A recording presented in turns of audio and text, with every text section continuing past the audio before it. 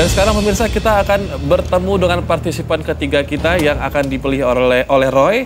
Apakah laki-laki atau perempuan kali ini? Saya penasaran. Roy, silakan. Oke.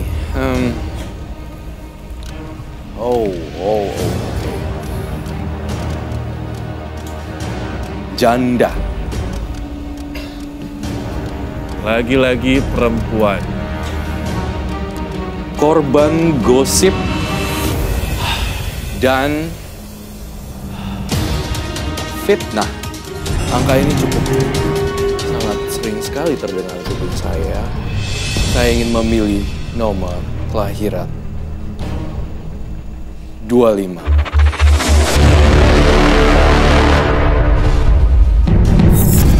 Siska lahir di tanggal 25, berusia 17 tahun, telah menjadi korban pemerkosaan oleh dua preman. Saat ini, Siska bekerja sebagai wanita panggilan untuk memenuhi kebutuhan hidupnya. Karma buruk seperti apakah yang akan menimpa Siska? Mama, kalau Mama lihat hasil penerawangan Roy terhadap Siska, singkat saja, menurut Mama seperti apa dia? Wow. Sebenarnya sih sedih ya kalau nih baca-baca di sini. Mama juga ngerasa punya anak. Jadi penerawangan saya hari ini sungguh sangat jelek sekali dan buruk. Karena apa yang terjadi di masa lalunya, terjadi di masa usia yang sangat belia sekali. Saya menggambarkan kamu, Siska, sebagai sosok korban di antara dua pelaku preman dan diperkosa. Itu yang saya baca di sini. Dan banyak sekali fitnaan yang tertuju pada Siska di sini. Roy menggambarkan angka 10, 10, 10, dan 10. Iya, angka 10 muncul sangat dahsyat sekali di pikiran saya. Di usia 10, kamu mengalami banyak peristiwa yang mengenaskan di jalanan. Saya melihat Siska lebih cenderung hidup di jalanan. Itu yang saya lihat. 10, angka 10, dan mendengar 10 tahun sudah memulai hidup yang sangat keras. Dari apa yang saya terawang di sini di Batu juga, Robi. Kamu melihat banyak guratan ya, Robi. Darah perawat. Sebatang kara. Hidup di jalanan sebagai pengamen. Tidak punya saudara yang menolong. Saya ingin mendekati Siska.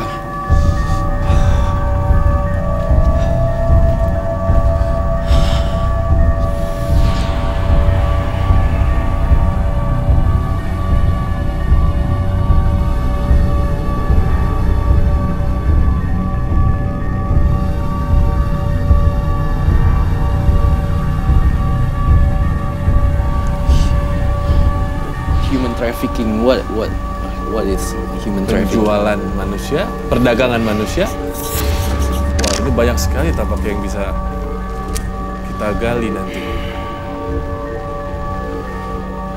Saya melakukan sesuatu yang berbeda di sini, Robi. Ini namanya adalah medium. Memediumkan seseorang. Ketika seseorang tidak bisa berbicara, saya merasakan kedalaman perasaan beliau dan saya menyampaikan isi hatinya. Seumur hidup mah, jujur saya. Oke. Ini yang saya dapat, Robi, dan yang terakhir adalah harapan dia yang saya tangkap di sini. Wow.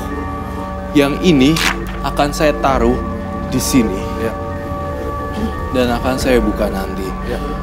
Robi, banyak pertanyaan-pertanyaan saya dan banyak sekali yang ingin saya bahas, Robi. Bolehkah saya membahas satu persatu? Silakan. Ingin membantu Siska. Oke, pertama-tama kasus perkosaan yang terjadi oleh Siska, saya melihat di sini dilakukan oleh Anto. seseorang dari masa lalu yang memperkosa salah satunya. Pelakunya bernama Anton. Orang ini menghantui Siska sampai sekarang. Hidup di jalanan, kemudian menjadi pengamen, diikuti oleh 2 orang. Betul, Siska? Kasus perdagangan manusia. Saya membaca pikiran dia. Dia terseret dan dijual oleh seorang mucikari bertubuh gendut, kemudian berambut coklat. Dia menjanjikan iming-iming uang yang menurut saya tidak seberapa, tetapi dia terseret. Beliau, sekali lagi saya tegaskan di sini, adalah sosok korban. Roy, bisa mengetahui usia Siska berapa? Saya melihat Siska dari sini terlihat 16 atau 17 tahun. Itu yang saya baca, Robi. Ya, kamu baru 17. Boleh Kak Robi tahu sudah berapa lama? Berapa lama, sayang? Membantu keluarga. Ya, Membantu keluarga. untuk membantu keluarga. Dari tahun berapa? Dari tahun 2014. Orang ini tidak bisa keluar, Robi. Apa Siska dipaksa orang tua juga? Tidak. Tapi kamu yang mau melakukan sendiri untuk menghidupi keluarga. Punya adik? Punya. Jadi menghidupi menghidupi adik, orang tua dengan merelakan diri.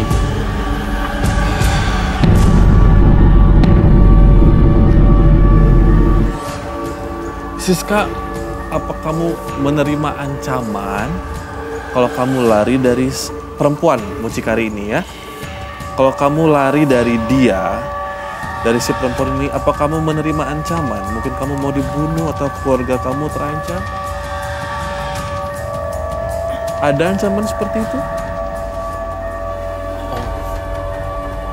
Saya dari umur 14 tahun dipaksa. Saya kemauan sendiri ngamen buat bantu keluarga saya. Saya punya adik 2, bapak saya nggak kerja, mama saya juga nggak kerja. Saya ngamen buat bantu keluarga, buat makan. Ketika saya ngamen, saya diikutin oleh cowok, orang yang nggak dikenal. Terus saya dipaksa diajak sama dia.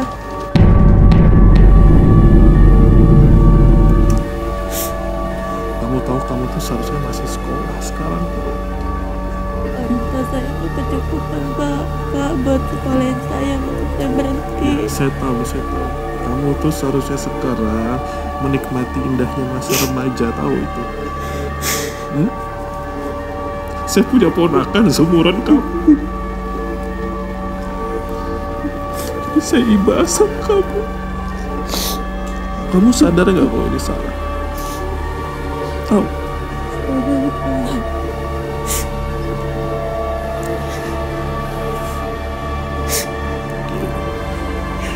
Kalau memang waktunya akan baik, nanti akan baik buat kamu ya Siska ya.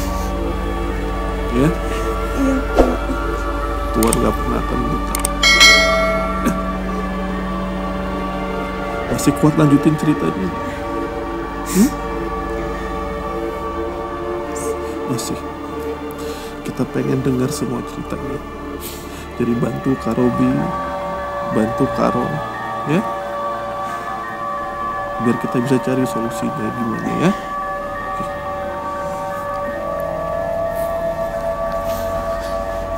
Setelah kawan saya hilang, saya kenalan sama cowok.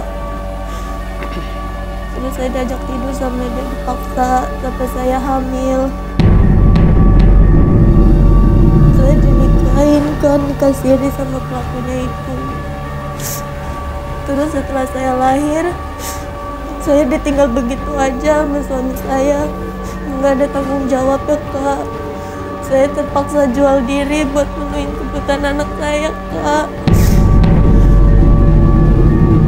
Demi orang tua saya makan, buat adik-adik saya sekolah.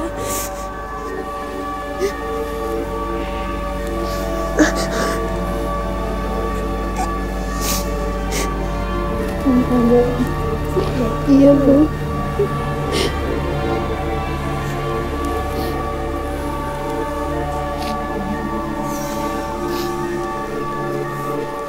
Ada satu kejutan buat saya, Robi. Di sini saya melihat ada satu berita yang saya dengar di kuping saya mendengar bisikan di kuping saya. Habis gini, mucikarinya dan pelaku biadab tindakan perkosaan ini akan tertangkap. Kak Robi pengen tanya sekarang, kamu dari pekerjaan ini menghasilkan uang. Dari setiap kali kamu dipanggil, apakah kebanyakan uangnya diambil sama mucikari kamu? Iya. Dan kamu hanya dapat ampasnya? Ketika kamu memulai ini di usia 14, berapa orang yang juga di bawah umur, Siska? Kamu kenal beberapa orang teman kamu yang juga, iya, seumuran atau di bawah kamu? Enggak. Tapi masih muda belia semua? Udah. Tidak. Kamu yang paling muda. Iya. Saat Robi, saya mendengar dan melihat gambaran muncul lagi, Robi. Ya, Robi. Mendadak. Satu hal, poin positif dari Siska di sini adalah Siska hebat sekali tidak melakukan tindakan pembunuhan atau tindakan percobaan aborsi. Dia menghidupkan anak tersebut dan itu adalah poin plus bagi Siska.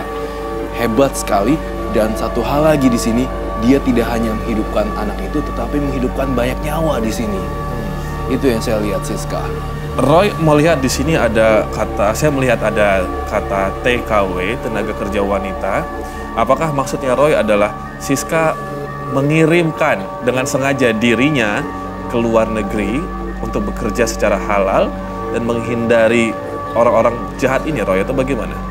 Di suatu saat nanti akan ada terjadi tenaga kerja, kamu akan bekerja dengan halal dan menjadi seseorang yang lebih baik lagi.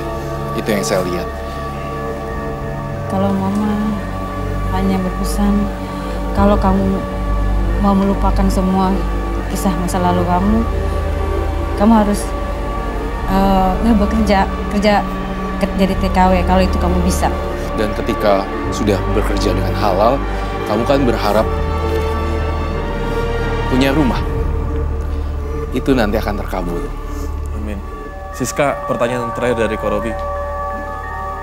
Kamu bisa menjamin keamanan dan keselamatan kamu nggak ya?